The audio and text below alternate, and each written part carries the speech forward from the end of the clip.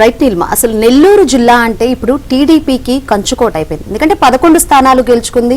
That అక్కడ 2 మంత్రులు ఉన్నారు. అంటే అంత సీనియర్ నాయకులు ఉన్నా కానీ అక్కడ ద్వితీయ శ్రేణి నాయకుడైనా అంటే జస్ట్ ఎలక్షన్స్ ముందు పార్టీ కండువా కప్పుకున్నారు రూప్ కుమార్ యాదవ్. ఆయన అక్కడ చక్రం తిప్పుతున్నట్లు కనిపిస్తుంది. ఏదైతే అక్కడ క్వార్జ్కి చాలా డిమాండ్ ఉంది, అంటే అది రాళ్ళు కాదు రత్నాలు అని తేలిన తర్వాత ఫుల్ డిమాండ్ ఉంది. ఈ క్వార్జ్ తవ్వకాల్లో ఆయన వేలు పెట్టినట్లు కనిపిస్తుంది. గతంలో వైసీపీ హయాంలో ఎవరైతే కుమారుడు అనిల్ కుమార్ యాదవ్ చక్రం ఎట్లా తిప్పారో ఇప్పుడు ఆయన బాబాయ్ అయిన రూప్ కుమార్ యాదవ్ చక్రం తిప్పుతున్నట్టు కనిపిస్తుంది. అంటే ఈయన ద్వితీయ శ్రేణి నాయకుడు, ఎలక్షన్స్ ముందు వచ్చిన ఆయన ఈ విధంగా చక్రం తిప్పుతున్నాడు అంటే అక్కడ అసలు ఎవరున్నారేనక ఎవరండతో ఈ విధంగా రెచ్చిపోతున్నారనేది నెల్లూరు జిల్లాలో అయితే హాట్ టాపిక్ గా కనిపిస్తోంది. చూద్దాం. అప్పుడు అబ్బాయి అనిల్ కుమార్ యాదవ్, ఇప్పుడు బాబాయ్ రూప్ కుమార్. సర్కార్ మారింది కానీ నెల్లూరులో ఫ్యామిలీ పొలిటికల్ దందా మాత్రం మారలేదు. ఇక వైసీపీ ప్రభుత్వంలో అనిల్ హవా కొనసాగితే కూటమి ప్రభుత్వంలో రూప్ కుమార్ హడావిడి చేస్తున్నారు. క్వార్ట్స్ తవ్వకాల్లో కాలు వేలు పెడుతున్నారు. జిల్లాకు చెందిన బడా నేతలే సైలెంట్ గా ఉండిపోగా రూప్ కుమార్ రెచ్చిపోతుండడం గమనార్హం. ఒక సాధారణ నాయకుడికి ఇంతటి అసాధారణ ప్రాధాన్యం ఏమిటి? ఏం చూసుకుని ఇలా చెలరేగిపోతున్నారు? ఇది ఇప్పుడు నెల్లూరు జిల్లాలో చర్చ జరుగుతుంది.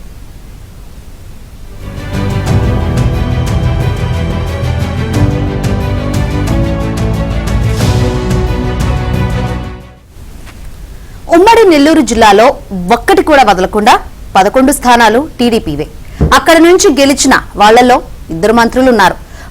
మహా నాయకులందరూ ఈ జిల్లా నుంచి ప్రాతినిధ్యం వహిస్తున్నారు. కానీ కేవలం ఎన్నికలకు నెల రోజుల ముందు పార్టీ కండువా కప్పుకున్న రూప్ కుమార్ జిల్లాలో చక్రం తిప్పుతున్నారు. అవి ఎందుకు? రాయ్ కాదు రత్నం అనే పేరు పొందిన క్వార్జ్ లో కాలు మోపారు. డిప్యూటీ మేయర్ హోదాలో ద్వితీయ శ్రేణి హోదా నాయకుడు మాత్రమే అయిన రూప్ కుమార్ కు ఇంత ప్రాధాన్యం ఎక్కడిది? ఎలా వచ్చింది?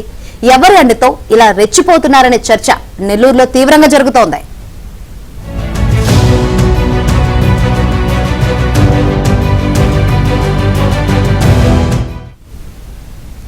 అంతర్జాతీయ మార్కెట్లో క్వార్ట్స్ కు కొంతకాలంగా మంచి డిమాండ్ ఏర్పడింది. దీంతో నెల్లూరు జిల్లాలో విస్తృతంగా లభించే ఖనిజ నిక్షేపాలకు డిమాండ్ పెరిగింది.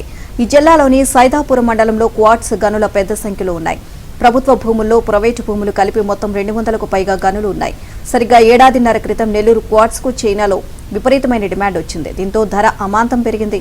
ఒకప్పుడు పిచ్చిరాయిగా పిలుచుకునేది కాస్త రత్నమైపోయింది. టన్ను ధర కనిష్టంగా 75,000 నుంచి 2 లక్షల వరకు పలుకుతోంది. వైసీపీ ప్రభుత్వంలో అప్పటి మంత్రి అనిల్ కుమార్ కొన్ని నెలల పాటు ఈ గనులను శాసించారు. ఇప్పుడు ఆయన బాబాయ్ రూప్ కుమార్ యాదవ్ ఏకంగా వచ్చే 5 ఏళ్ల కాలానికి స్కెచ్ వేశారు.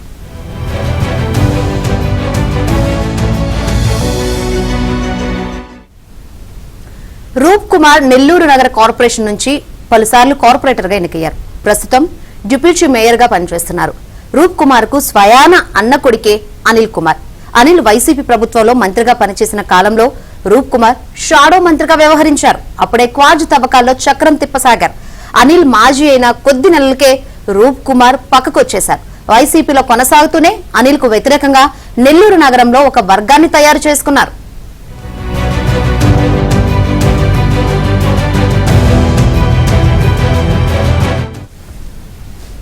తన కంట్లో నలుసులా తయారైన బాబాయ్ రూప్ కుమార్ ను దెబ్బతీయడం కోసం అనిల్ దారులు వెతికారు. ఆయన క్వార్ట్స్ వ్యాపారాన్ని అడ్డుకునేందుకు ప్రయత్నించారు.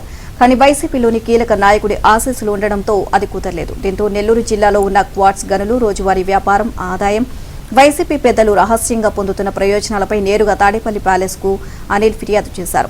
దీంతో సీన్ మారిపోయింది. జిల్లా పరిధిలోని క్వార్ట్స్ గనులు మొత్తం అనిల్ కు అప్పగిస్తూ తాడేపల్లి ప్యాలెస్ మౌఖిక ఆదేశాలు జారీ చేసింది. సంబంధిత అధికారులు తూచా తప్పకుండా ఆ ఆదేశాలను పాటించారు. క్వారీలన్నీ అనిల్ చేతికి వచ్చాయి.